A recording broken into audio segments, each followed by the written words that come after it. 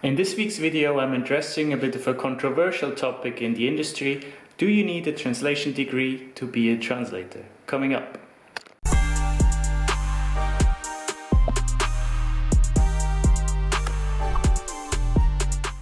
Hello and welcome back to the Freelanceverse. As I said in the intro, this week's video is all about university and college degrees. Should you get one? Do you need one? And if so, which one? All of this I'm going to address in this video. Now, I feel like this topic can be addressed from many different angles, and having talked to quite a lot of people about this topic, because it's something that interests me, how people get to where they are, I noticed that most people just think that their way of how they did it is the best way. And I have to admit, I also feel like that. There's something about this. The way that you did, you feel like it's the most suited way.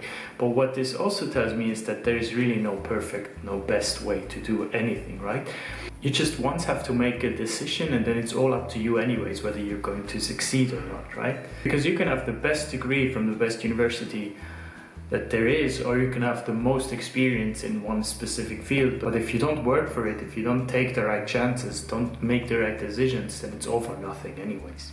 So let's start by looking at it from the point of view of the people in favor of getting a degree.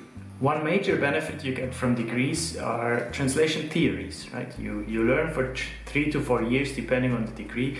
You learn all about translation theories, you learn about linguistic theories, languages in general, what languages are grouped together, where the roots are from, about the nature of languages, grammatical, spelling issues, everything. So it really trims you on your native language, and especially, but also on your foreign, on your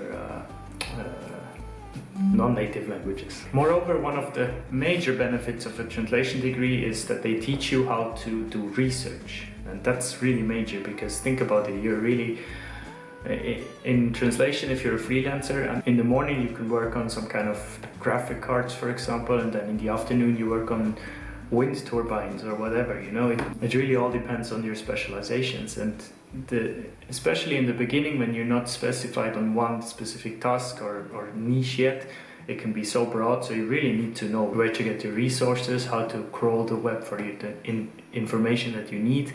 And that's not easy, because the internet is huge and there's a lot of misinformation out there.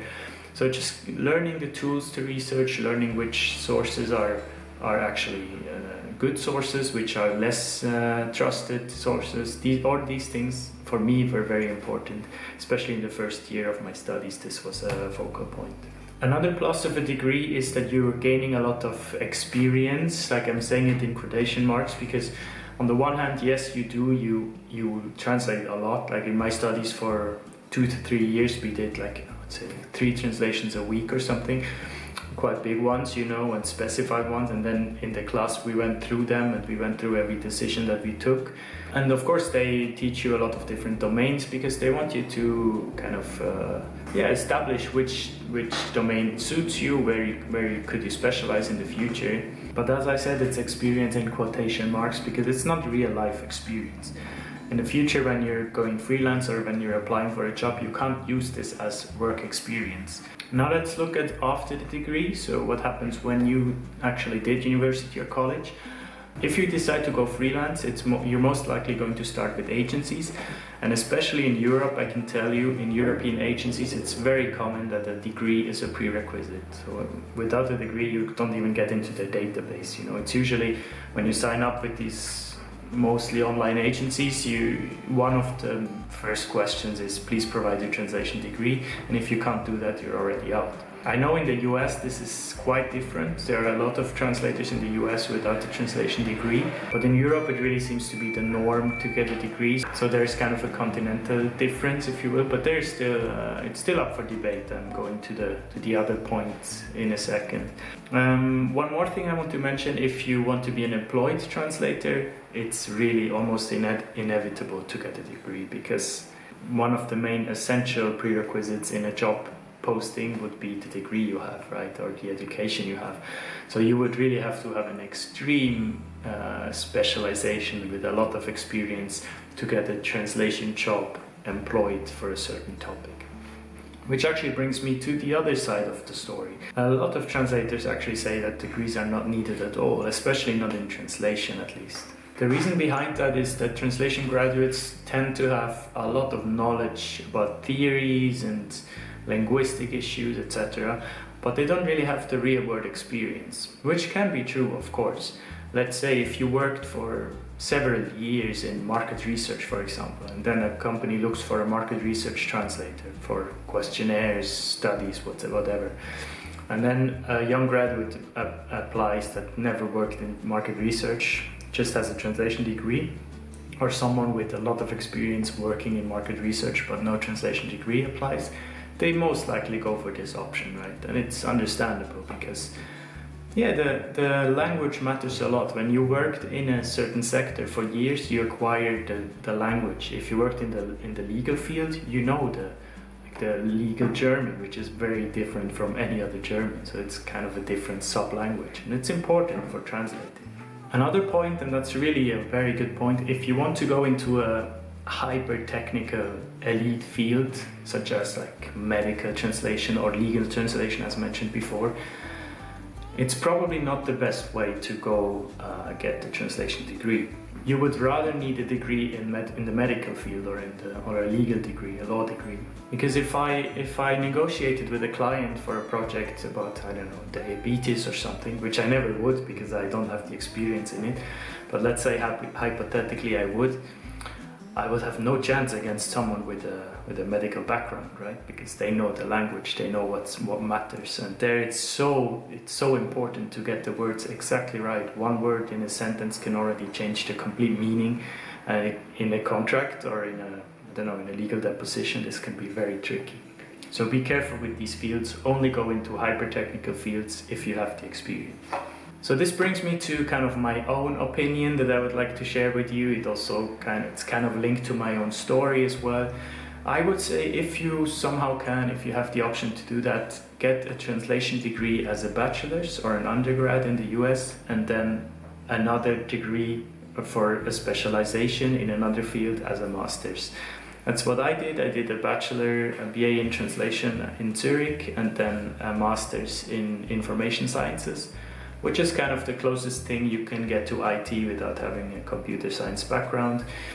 And then with these two educations, I started specializing myself as a translator in IT and technology related fields. And then later 2 other specializations came about, but these had nothing to do with degrees. This was just my personal interest, and I just started working on it. And once you get a client in this field, you get maybe recommended. This was the case for me. So I started getting more and more sports and retail and kind of clothing related texts, which I never thought I would specialize in, but now I market myself as one of these translators. One important thing to keep in mind is that translator as a job is not protected or regulated in basically any country, I think, at least not here. So the only thing you really can do to distinguish yourself from basically everyone in the world who can call himself translator is having a degree, in my opinion, because it kind of filters, especially in applications for agencies, it filters a lot of people out, and then you are still in there and you have a chance to get to the next stage, right? Later on in your career, when you established yourself, when you get recommended by people, it doesn't really matter anymore whether you have a degree. No one really asks me anymore to show them the degree. But still, to get here, you still need to begin somewhere. So in the beginning, I was very fortunate and happy to have the degree, for sure. And by the way, this doesn't have to be a university or college degree. There are a lot of online and in-classes courses that you can take to become a certified translator. Which is another topic, by the way, certification. I'm not a certified translator, for example, but I do have a degree. There is a distinction. If you want a video on that, let me know. Just the last point on this, I would give you the advice of if you want to start as a translator early on in your career, if this is really your career choice to become a translator and you're still young, I think it's best to get a degree. If, however, you are already established in another field, you gained experience in that field several years, and then you want to transition to becoming a translator, I wouldn't get a degree. I would just get practice, convince people with your experience. So maybe that's a way to kind of say which one is better for who. If you are starting off as a translator, It's good to get a degree. If you have the relevant experience, you don't really need one. I hope this helps you to make an educated decision for yourself. Let me know in the comments if you're currently just deciding what to do, how to become a translator. I'm very curious. Maybe I can help you with a few links or something. And if you want to practice your skill, don't forget you can always translate this video if you like.